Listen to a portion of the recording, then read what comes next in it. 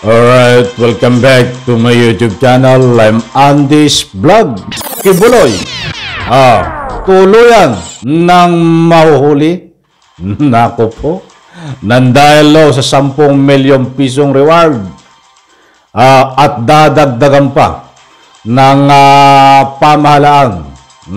Ang reward nandahil dito po sa kasama niya na si Pauling Canada na nahulit, nakakulong na ngayon. Kibuloy, tuluyan na ring ikukulong, tuluyan na ring mahuhuli. Nandito lang pala sa Pilipinas ang pinagtataguan. Naku po, ay napakainit itong usapin. Mga mahal kong taga-subaybay, ang pagkanta nitong si Pauling Canada ay medyo tinutuno pa. Tinutuno pa ang kakantahin upang tuluyan ng ituro itong kanyang amo, itong kanyang sinasamba na si Kibuloy na nagpahamak sa kanya. Disin sana wala ka diyan. Pauling Canada, kung hindi ka naniwala sa bulaang propeta na si Kibuloy, nako po, iyan po lahat at marami pang iba ang ating tatalakayin. Ako'y muling nagpapaalala, kung bago pa lang po kayo sa aking maliit pa na YouTube channel, inaanyayan ko po kayo, please subscribe. Sabay-sabay po nating i-like ang video na ito kung nagustuhan nyo po. Shoutout po sa lahat. Kumusta po kayo? Talagang napakarami ang may init na balita. Kaya lang hindi po natin matalakay lahat at tayo po ay medyo abala. Kaya sinisingit po natin kapag mayroon po tayong pagkakataon. Heto, nasaan nga ba si Kibuloy ngayon? Marami po ang nagtatanong. Dahil mayroon ng reward na 10 milyon at daragdagan pa yung 10 milyon at ang kanyang mga kasama ay mayroon ding reward na tigigisang milyon. Itong mga kuwakyos ni Kibuloy. Subalit hanggang ngayon pong araw na ito, habang ginagawa ko ang vlog na ito, ay hindi pa nahuhuli itong si Kibuloy. Subalit, bahalay natin, bukas, isang araw, ay mahuhuli na si Kibuloy dahil paliit na ho ang kanyang mundong ginagalawan dito sa atin sa Republika ng Pilipinas. Bakit ko po nasabi? Mga mahal kong taga-subaybay, dahil dito sa artikulo ng ATV Express, Kibuloy, nasa Pinas pa. Nasa Pilipinas lamang si Kingdom of Jesus Christ Leadership Apollo Kibuloy. Nandiyan po sa screen, mga mahal kong taga-subaybay, nandiyan po ang resibo. Ay alam niyo, maraming paraan. Gumagawa ng anumang paraan ang ating pamahalaan para ho sa mapayapa na paghuli, pag-aristo dito kay Kibuloy. Alam ko ho, mayroon itong mga intelligence, napakarami ng mga intelligence na kasama ho dito na gumagalaw, na pinapasweldo ng taong bayan. Kaya sana ho, itong mga pangako nyo na nasa Pilipinas pa, ayon kay DIG Secretary Abalos, itong Kingdom of Jesus Christ Leadership Apollo Kibuloy ay sana ho, ay hindi lang doon nagtatapos. Sana ho, isang araw, anumang oras, anumang pagkakataon, ay marinig namin sa inyo at hinarap nyo sa social media na nakapusas itong si Kibuloy. Hindi po malayo mga kaibigan, dahil dito marami pong way ngayon kung paano maaresto itong si Kibuloy. Datapuat naiintindihan ko po ang ating kinaukulan ngayon. Hindi po ganong kadali ngayon, hindi porket nagbigay ka ng reward ngayong araw na ito, ngayong linggo na ito, ay mahuhuli na agad. Ay intayin po natin. naunawaan ko po ang inyong katayuan. Sana ho ay hindi kami maghintay ng ganong katagal dahil napakalaki ng reward na yan. Ay umaasa po kami maging nakapaligid kay Kibuloy ay magkaka-interest dito para ituro ang kanyang pinagtataguan dito sa Pilipinas. Dahil may katibayan ang ating pamahalaan na nasa Pilipinas pa si Kibuloy.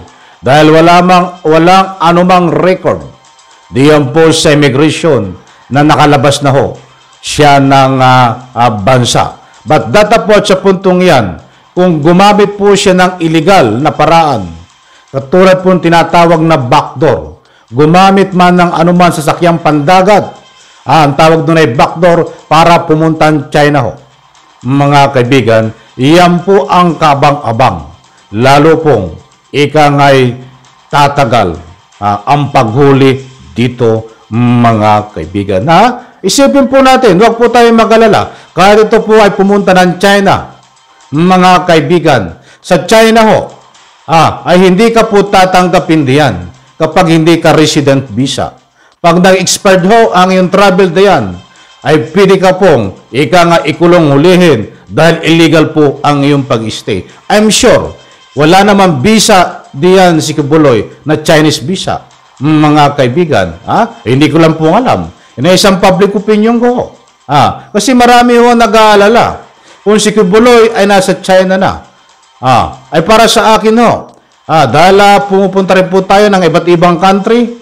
At tayo po ay nag-iingat din pag nagpunta ng China, pag nagpunta ng ibang country, kapag ang visa nyo ho, ay binigay sa iyo ay nag-expired, ay obligado ka ho na ikulong diyan at tulihin. Pera kung ikaw po ay mayroong residence visa diyan sa China. Ilan po hindi natin alam kung may residence visa siya diyan sa China, mga kaibigan. Kaya ito tayong magala, maraming paraan.